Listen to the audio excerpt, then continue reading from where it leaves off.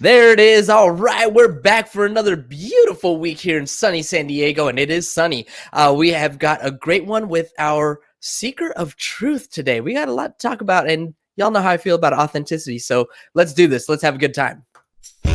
Practicing Polyamory, real-life perspectives from the imperfect people of polyamory. The mission of the Practicing Polyamory podcast is to provide a platform for all of the real-life, flawed humans that practice polyamory so that we might all learn from one another and grow as a community.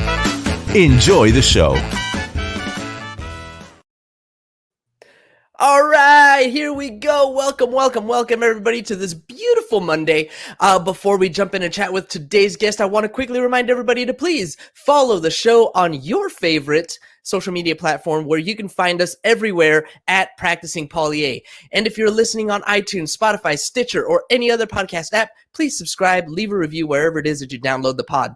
And if you want to support the show, first of all, leave us those reviews. But secondly, there's another really easy way. You're already paying for your insurance. Why not work with a Polyam insurance professional? Send me a DM on your favorite social media at Practicing Polya and ask me about your malpractice or errors and omissions insurance. Would love to chat with you about that. And lastly, as always, I want to remind you, if you're listening to this podcast, you're a welcome guest to be on the show. If you are actively polyam curious, or a professional serving the polyamorous community, I want to hear your story. If you're disabled, BIPOC, pan, bi, demi, gay, straight, sex worker, kinkster, queer, lesbian, trans, NB, aro, ace, whatever it is, I want to hear your story. The more stories we hear, the more the world learns about us, the more representation we have, and the better we can serve our community. So go to practicingpolyamory.com, sign up today. All right, there, everybody, that's my spiel. And now the best part of the show, introducing our awesome guest. Today's guest is, above all else, a seeker of truth. She's highly educated, boasting degrees and certifications in psychology, philosophy, social and behavioral sciences, and communication. And she's honed her skills and education to be in the service of others. Once a therapist in a domestic violence center, and with over 30 years of working with persons affected by PTSD, anxiety, and depression, she provides therapeutic services and administers a behavioral health residential program for women with trauma. Our guest's goal is to help people find their inner peace amongst the chaos of life while providing a safe space for healing, relaxation, and expressing of one's truth in order to find balance and attain optimal health. So if you are looking for a deep sense of peace within yourself and cultivate relationships of trust through honest and open communication, this is where you want to be. Joining us today from Third Eye Integration, welcome to the show, Water Shepherd.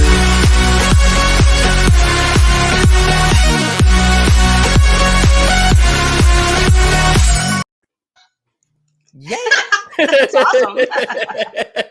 We like to have a good time here. So Water, yeah. Thank you so much for joining me today. Welcome to the show. Thank you so much for having me today. I'm It's a excited to pleasure. be here. Yeah. My pleasure. So tell me a little bit about yourself. I found you, along with many of our other guests, on the polyfriendly.org website. Tell me a little bit about your history with polyamory and what inspired you to place your name on that massive list.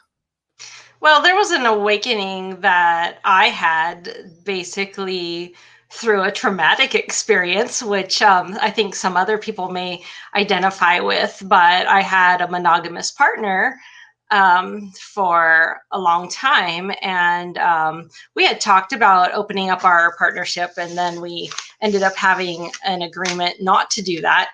And then he did. Okay. So, and I freaked out and left. So that's what happened. And, you know, but through all those conversations that him and I had, I started seeing things that I didn't want to admit. And some of those things that I saw was love has no limits.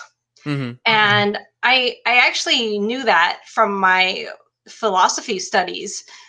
And so it hit hard, resonating deep inside of me. But the situation that I had found myself in was so opposite of what I had thought. And, through my practice and through my personal spiritual practice and through my professional practice, I've learned that we create our own reality and we create our thoughts. And so there's a situation, which is the stimulus, and then we have a response, which is our thoughts. And so the situation was happening, and then I created. So it was me creating the thoughts that this shouldn't be like this, right?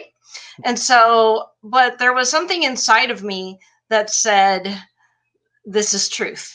And I am a seeker of truth. And I was having an argument with myself. Have you ever done that? Have all the an time. argument with yourself? Yes. all the time, and I always win.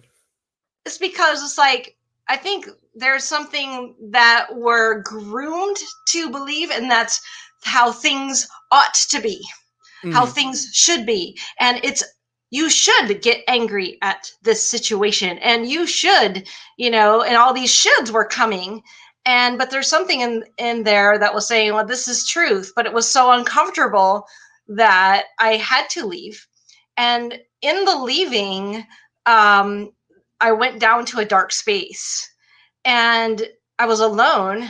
And I think being alone is a very, very powerful place to be if you can do it. And so I encourage people to spend some time with themselves and not run out and look for partners. You don't have to have a partner or multiple partners to be polyamorous. It's poly is many, right? Love is love. So polyamorous, take the sex out and love your children, love your animals, love your, you know what I mean? It's just like, love people, love life. I can't remember if it was Polysecure or if it was the Polyamorists Next Door. It was one of these two books. I want to say it was Polysecure that talks about, basically everybody's polyamorous for exactly what you just said. We all love many people. We all love our siblings. We all love our parents. We love our friends. We love our pets, all of these different types of love. So we're all, in a sense, polyamorous. But what makes, polyamory, the way that we kind of express it, the way that we define it, has to do with our romantic loves. So that's definitely a difference. Oh, you have, go ahead. I'm having a face because I don't see it that way. Okay. And talk to me about it. And it's just like what I just said about multiple love. Why do we have to make it a sexual thing? Love is love, and different types of love, because I could have a sexual partner and do a specific sexual act with that partner that I don't do with another partner. Right? And so we're okay with that. So what if I just have a person in my life who I love that I don't have any sex with? Right? And I could still love that person deeply. And it doesn't have to be about sex. And I don't identify myself with my relationships. People ask me, they'll ask me about that, and they'll say, well, are you bi? Are you this? I'm like, I'm here I am. And if I feel like doing something with you and you agree, then we can do that. So I don't really identify. I identify myself as sovereign. That's how I identify myself. And I am just a person. And I'm a reflection of you, and you're a reflection of me. And sometimes those mirrors match in a sexual way. And so I can engage with you if you want, if we both have an agreement. And that's all there is. And I think people get stuck in identity.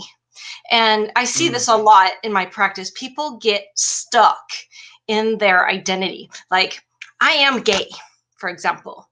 And, if someone doesn't call them a certain pronoun, then they get upset. And I understand that. Okay. But I also understand that the upset, the disturbance in the mind is yours. Okay. And so we have to own our feelings, and Mhm. nobody gets to press the remote control on my mood. Sure. Like if my mood is I'm having a stable mood and someone says something that I don't agree with, then that's me. I check myself. How do I want to be now that you're being a jerk? You know what I'm saying? Sure. Yeah. Yeah, Yeah. I mean, there's definitely, um, limits to that though. For example, you mentioned pronouns, and Yeah. so I'm sure that we have listeners out there who are transitioning. They're Yes, transgender, and so when it comes to these pronouns, it's a very sensitive topic, especially it when they have is. situations like, for example, a parent that is not accepting of Yeah. their transition. And so instead of calling the child, Jamie like they want to be called, they keep calling them Jimmy, Right. and it's those pronouns can become very important when they are being Right. purposely violated by a parent who just refuses to accept. I So, like, understand that. in that situation, I don't know that it's so easy to just say, "Oh, well, it's all up to you. It's all up to you and you know, uh how you process this. It's all up to you to be okay in your own mindset and just to Right. let And this I bounce think off your that shoulder." what you're saying is a transition point. So there is a transition, okay, Mhm. when you're switching an identity, right? Mhm. And moving into that, and everything's about the identity. But then over time, you have to be okay with yourself on exactly who you are. And Mhm. that's really self-awareness. Like, okay, you're going to be identified as Jamie now.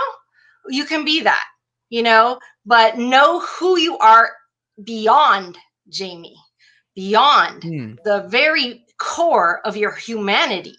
That is who you are. You are beyond this identity. And so when that's what I was saying, when you get stuck in identity, it's not so much the outside. The outside is a way that you are in the world, but there's a deeper part of a human that is, some people call it the energy, the soul, the consciousness, whatever you want to label that.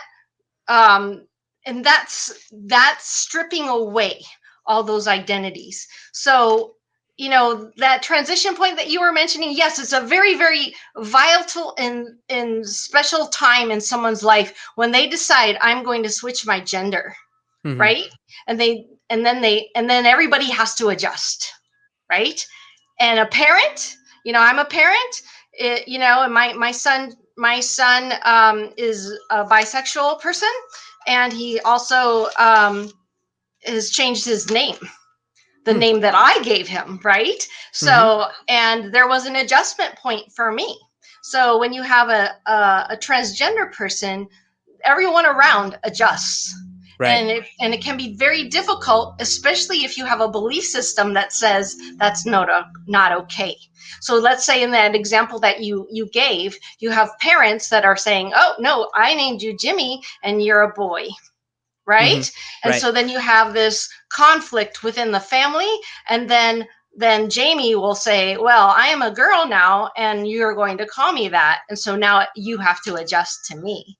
Mhm. So as Jamie, then Jamie also, yes, is going to be really strong in that new identity because she has to move into that identity, Mhm. and she has to do an adjustment also, right? And so then you have all these other pieces of all the society, the family that may not adjust so easily, Right. right? So you have to be really strong in that. And then there's got to be some deeper work, and that's what I help people do. I help people find who they really are beyond that identity. And that's what I was saying when I was saying being stuck there, because sometimes then that identity gets so much so that the relationships are destroyed because they don't accept me. So you have to accept yourself at that point. So the parents aren't accepting it, the parents are arguing. So you have to be strong within yourself, and it's beyond the identity. So Yeah. that's what I meant by that. That makes a lot of sense. But I wonder if it's easier to work with somebody who maybe is an adult transitioning as opposed to a teenager. Because, I mean, again, if I'm 37 years old, I've got my own place, I talk to my parents, pretty regularly, but they're not in my house, in my face every day. So for me, if I wanted to transition, even announcing publicly that I was polyamorous, like that's enough of a taboo within my family that my parents, it's taking time for them to get comfortable, if they ever do. But again, they're in LA, 2 hours away. I'm here in San Diego. I don't have to deal with that. So Yeah. a teenager that, has that parent that's not accepting and, is dealing with that every single day. How does maybe we shouldn't go into that teenager. I don't know if that's your specialty. But even anybody else, how do we do that journey? How do we take that introspective journey, dig deeper, and get to what you were saying, the energy or the soul of Right. who we are, connecting to that core? How do we do that exactly? Is there a Well, path? the teenager thing, they got a lot of other things going on too, right? You have a lot Mm-hmm. of hormonal changes, plus you have just the coming of age and Right. finding out your own sexuality really is coming into play in a teenage. So there's, every situation is different with that, and every family is different. So with that, it would be more of an individual thing. But how do you but in general, how do you get people to get in touch with who they are, right? Mm-hmm. And Mm-hmm. that is when you help them find their own truth. And how do you help someone find their own truth? I'll do something a really simple example of something I do. People will introduce themselves to me. Let's say somebody says, I'll say, hello, what's your name? And he'll say, my name is Bill or William, or you can call me either one. And I'll say, which one would you prefer? And they say, either one. And they won't answer the question. I said, which name would you prefer? And they said, well, I actually like to be called Bob. Okay, so that's truth. So don't tell me what you think I want to hear or what's acceptable. So that's just a really simple example. But I think it's been my experience that people actually don't tell the truth on anything because they're very afraid of rejection. And that's when the truth of knowing who you are is core to moving through this world without having trauma. I mean, that's my specialty, helping people deal with trauma, because trauma is going to be pervasive. It's massively pervasive in our culture and throughout the world.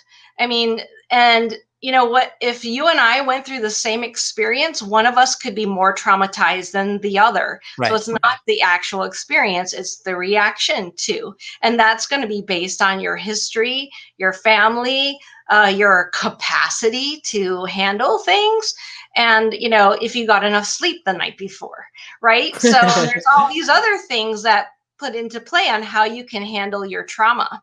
So when you are living in a way of truth, knowing who you are, that is the steady state, the internal person. The internal soul, the energy is the steady state. And then there's all this stuff that happens to us as humans. It's like, can I give an example? Yes, of course. I um I restored a dresser, a Mm-hmm. solid wood dresser, not that cheap stuff that's pressed wood. Well, It's you so didn't go to IKEA? and this was a dresser from my childhood, okay? And it was solid wood and it had 7 layers of paint on it. Wow. And it was old, but I wanted to fix it up and I had to strip it. So I Mhm. went and I got some stripper and I scraped off this first layer of paint, and it just kind of bubbles up, and that chemical stuff that you use for it, it burns. You got to wear gloves, and it smells, and your eyes water, and it's toxic. And you sit there and I thought I could do it in an afternoon. I had never done this before. I didn't watch the YouTube video. Okay, so, it's just like 2 weeks go by and I'm still scraping the paint off, right? And then I finally get down to the wood, right? And the wood, the paint, the original color of paint, which was white, was stuck into the wood grain.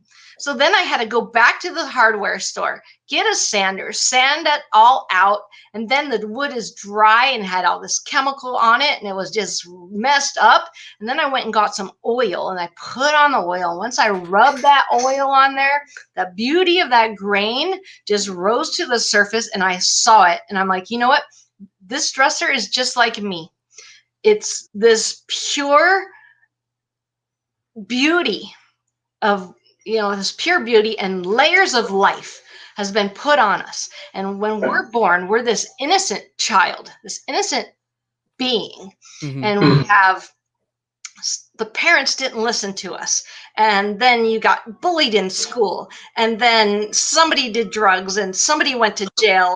Somebody did this and somebody did that to us. And somebody beat us up and somebody didn't listen to us, and now we're not important anymore. And that's the message from society, and that's a layer. Mm-hmm. And to remove those layers, it takes work. It takes chemicals and burning. And I'm not saying chemicals, but it's just like I'm burning. It burns. Mm-hmm. To really deal with removing all those layers to get back to who we are. And, we hold on to those identities, these like, this is who I am, and you grip. And when you're gripping anything in life, that's where, yoga teaches us to let go. Uh-huh. Just let it go, and you'll feel the release of muscles, the release of stress, and then the love is already there. The love is there. It's the pure state. And then we have these layers that block our access that, society puts on us. And then we keep it there in our thoughts because we can relive a trauma over and over in our minds. And nothing is happening to me right now, but I'm thinking of the thing. And I'm thinking of it over and over and over. So therefore, I'm reliving that same event. And that's when you have to say, is this helping me? Mm-hmm. Is me right now? And if the answer is no, then you can change your thought. What you said there, you were talking, yes, exactly. Oh, what you said there, you were talking about how deeply we hold on to whatever one thing or another is, and letting go of that piece of an identity or that piece, whatever it is that we're holding on to. For me, it always goes back to my business, right? And being a good business owner, being a successful entrepreneur, doing things right in business is like a core part of my identity, right? Like the best version of myself. Yes. And I don't necessarily want to let go of that, but I notice within myself when I hold on to it and, talking about these different layers, when business doesn't go as well as I want it to, or when I'm not where I want to be yet, these are these layers that are kind of starting to mask over this foundational person of what I believe myself to be. But it's like it's in that letting go that I had like this thought that if I can let it go, if I can allow myself to just be who I am, the core, the real me is that, but I'm like placing all of these expectations on myself, and when I don't live up to them, that's what makes it more difficult for me, is when I don't live up to that. But if I can let go of those expectations and just allow myself to be and to follow this journey and to keep going along that path, eventually I'm going to get there. Yes, and let's say you screwed up your business one day. You blew a client. Something happens and you made a mistake, right? It's not the whole of who you are. You're still going in that forward direction because that's your intention. Mm-hmm. So, we got to let go of those, oh, I didn't do it right today. I had a conversation with my partner and it didn't go as well as I expected, Mm-hmm. right? And so then you feel like, oh, I'm such a failure. And then we get stuck in that, so it's like, no, you're allowed to be who you are. And, there's something about the intro of your show, which made me kind of smile a little bit. And when you said something about imperfections, Mm-hmm. right? I have this weird thing about perfection. I think we're all perfect. It's just like that dresser. It's that core, and then the layers came on. Mm-hmm. And so then it looks like, oh, there's a dimple there, so let's put some more paint on it, and Right.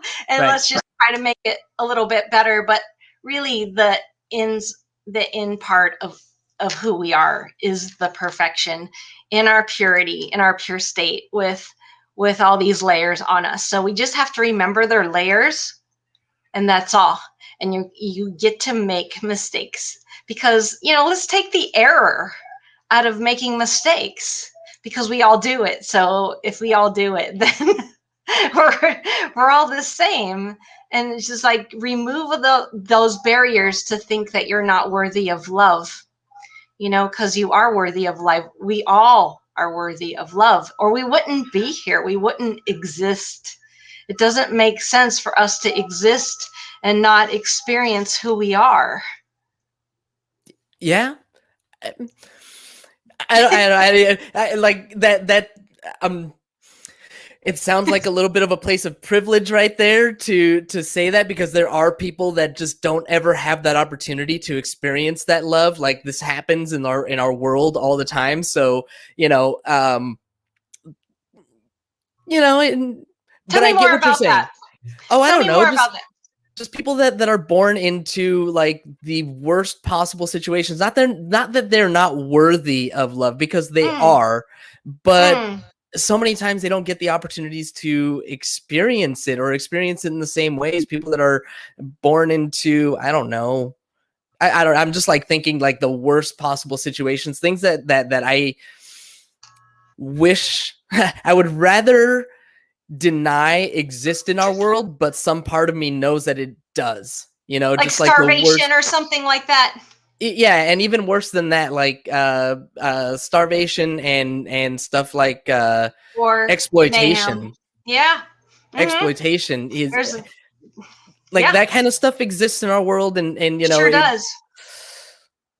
Sure So, does. but I'm going to tell those you somebody who's gone through it, and maybe this person or have read, Viktor Frankl. You Viktor Frankl, know, I've heard the name. Viktor Frankl, author, went through concentration camp, Nazi Ah, Germany, and he wrote a book called Man's Search for Meaning, going yes, through yes. the absolute worst, one of the worst experiences of human, Hmm. right? And used his mind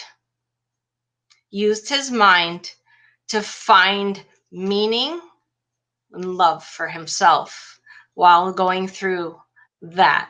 So it can be done.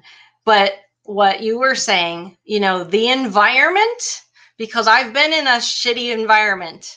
Yeah, I've been a victim of violence myself. Hmm. And, you know, you don't feel the love when you got a gun to your head. You don't feel the love when you're getting beat up, Hmm. and but there's all, it doesn't mean you can't. And most of the time, and you're in that situation, because I've worked in a domestic violence shelter, you need someone to step in and guide you to that. So what you're saying about, those situations, yeah, it's definitely possible. However, often with massive trauma, starvation, famine, war, pestilence, disease, you know, those people are in survival mode. Mm-hmm. You know, and really we're talking about humans that are functional. Those people in those situations, they're in survival mode only. Right. And you know, their main focus of attention is going to be, can I stay alive today? Mm-hmm. And It's can my like children stay alive today? You Maslow's know, hierarchy of needs. It's like yeah, food, water, shelter. That's all we're worried about. Like, let's just right, stay alive. Yeah. right. And that's not, you know, we're talking kind of like Whole different topics. yeah, that's a whole different topic. I got you. I got you. Yeah, but I mean, it's this has been great, and we definitely have a lot of room. And when you're talking about, when you're saying all that, I agree with you that in those moments when you're going through the violence, when you're going through, you know, the gun to your head, when you're going through that stuff, it's really hard to feel the love, but it is possible to feel it again. It's possible to recover. It's possible, Yes. you know, there's still that core part of ourselves that is, that wants to be loved, you know, and wants to experience love. I think it's core to our humanity as well. Yeah, and you know, that's what I was saying about those layers, you know, that love is there already. Mm-hmm. It's within us. And I can be completely alone and see a flower, right? And experience something, right? And so the flower isn't another human giving me. It's just there. And Mm-hmm. so then I choose to experience what the beauty, you know? And so, or I could ignore it and step on it and crush it. Same thing. Options. Options. Right. So, but I can choose to experience anything. You know, I can call, you know, have a bad day. I can just say this is a bad day for me. Um, Everything went wrong. And then I could go outside and see a sunset and feel better. Right. Yeah. So it's just like, it's a perspective thing. And, you know, sometimes it's more difficult than the other. Like I was saying, did you get enough sleep last night? Have you eaten today? You Mm-hmm. know, those kind of physical needs. When's the last time you had a hug? You know, during this pandemic that we just went through, you know, there's been a lot of people that were isolated completely, no physical touch. You know, it's really difficult in those situations. But there's also there, and I went through it myself. You know, I don't have a partner in my life right now, and there was about 2 months last year in 2020 that I was feeling very isolated, and decided that I was going to do something for myself.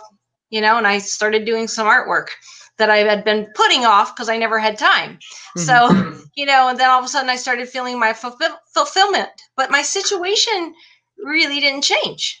You know, it's just like I chose that feeling that I was having was not helpful for me. So you know, I do meditation. So in my meditation, I recognize, what am I thinking about and how am I feeling? So I observe my thoughts and my feelings. And I notice I'm having thoughts of depression.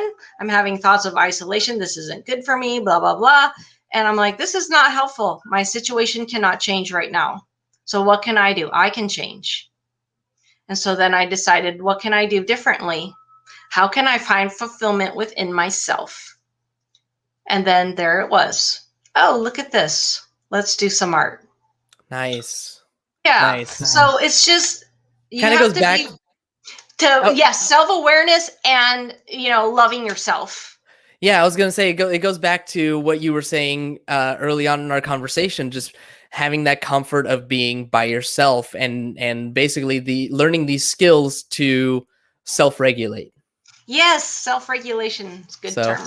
Yes. very cool, very cool. Water, it's been so much fun chit-chatting with you. I want to give you an opportunity. If anybody wanted to work with you, wants to learn more about you, wants to sign up for any of your programs, anything like that, the floor is yours. Tell people where they can get in touch with you and what you have to offer.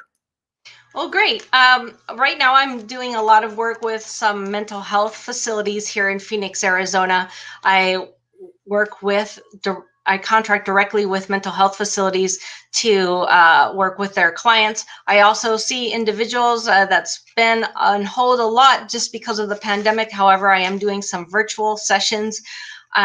In-person sessions typically I utilize sound therapy, so I use Tibetan singing bowls, some gongs, and other instruments to bring upon relaxation response while we are working with the mind and the body, because we use some somatic experiences. However, I am doing those sessions online currently until it's more safer to do so in person. But you can contact me through my website, thirdeyeintegration.com, Facebook, Third Eye Integration, Instagram, same thing, and Twitter. Thank you. Perfect.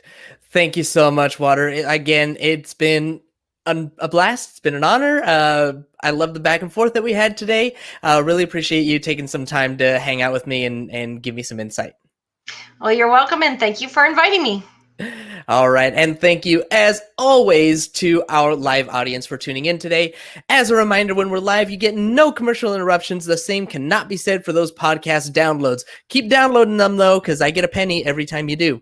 But if you want to avoid those commercial interruptions, be sure to catch us live right here, Monday through Wednesday at 2:30 Pacific time, or sign up for our Patreon where you get access to our commercial-free RSS feed and, of course, support the show. Don't forget to subscribe on YouTube, wherever it is that you download your podcast. And if you haven't already, please leave us a review. I'll really, really appreciate it. That's all I've got for you all today. Thanks as always, and have a nice day! Thank you for tuning in to the Practicing Polyamory podcast. Would you or someone in your polycule like to be a guest? Sign up at practicingpolyamory.com and join the conversation. Please support us by subscribing, liking, and following us on social media at Practicing Polya by clicking any of the affiliate links on our website or by subscribing